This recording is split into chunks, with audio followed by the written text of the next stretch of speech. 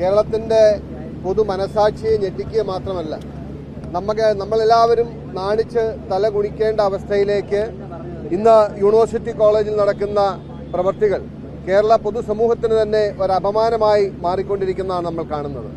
ഇതിനു മുമ്പൊക്കെ പലവട്ടം ഈ ക്യാമ്പസുമായി ബന്ധപ്പെട്ട് വലിയ തോതിലുള്ള വിദ്യാർത്ഥി സംഘടനവും അക്രമത്തിന്റെയും വാർത്തകൾ പുറത്തു വന്നുവെങ്കിൽ ഇന്ന് പരിഷ്കൃതമായ ഒരു സമൂഹത്തിൽ ആരും ചെയ്യില്ലാത്ത ഭിന്നശേഷിക്കാരനായ ഒരു വിദ്യാർത്ഥിയെ ഹറാസ് ചെയ്ത്, അതായത് മർദ്ദിക്കുക എന്നുള്ളതിനേക്കാൾ ഉപരി ഒരു കുട്ടിയെ വേട്ടയാടി അവനെ അപമാനിച്ച് അവനെ മാനസികമായും ശാരീരികമായും വേട്ടയാടുന്ന തരത്തിലേക്ക് ഒരു മൃഗവാസനയാണ് യൂണിവേഴ്സിറ്റി കോളേജിലെ SFIക്കാർ കാണിച്ചുകൊണ്ടിരിക്കുന്നത്.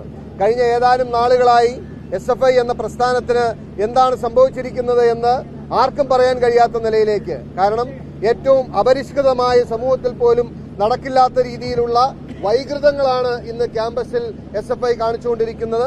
അതിന്റെ ഏറ്റവും ഒടുവിലത്തെ ഉദാഹരണമാണ് ഇന്ന് യൂണിവേഴ്സിറ്റി കോളേജിൽ നടന്നിട്ടുള്ള ഈ സംഭവം.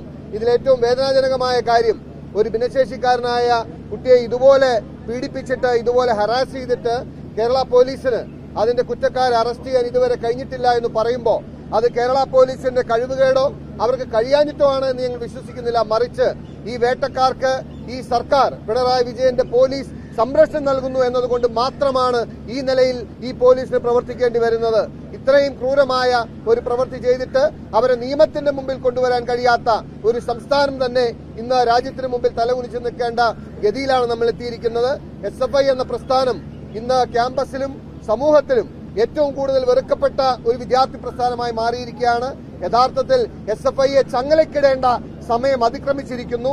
CPM എന്ന പാർട്ടിക്ക് അതിന് കഴിയുന്നില്ല എങ്കിൽ തീർച്ചയായിട്ടും പൊതുസമൂഹം ആ നിലയ്ക്ക് മുന്നോട്ട് വരികയും വിദ്യാർത്ഥി സമൂഹം ഇവരുടെ ഈ പ്രവൃത്തികൾ തിരിച്ചറിഞ്ഞ് നാളുകളിൽ ക്യാമ്പസുകളിൽ പൂർണ്ണമായും SFI ഒറ്റപ്പെടുത്തുക മാത്രമല്ല, കേരള പൊതുസമൂഹം അതിന് മുന്നോട്ട് വരണം.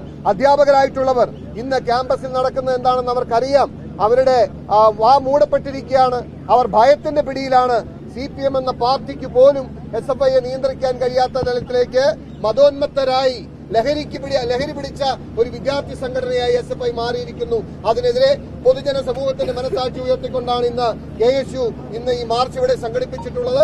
തീർച്ചയായിട്ടും ഇതുപോലുള്ള വിഷയങ്ങളിൽ KSU സ്വീകരിക്കുന്ന വിദ്യാർത്ഥി നിലപാടുകളും അതുപോലെ തന്നെ പൊതുജന സമക്ഷം സ്വീകരിക്കുന്ന നിലപാടുകളും അങ്ങേയറ്റം അഭിനന്ദനീയമാണ്.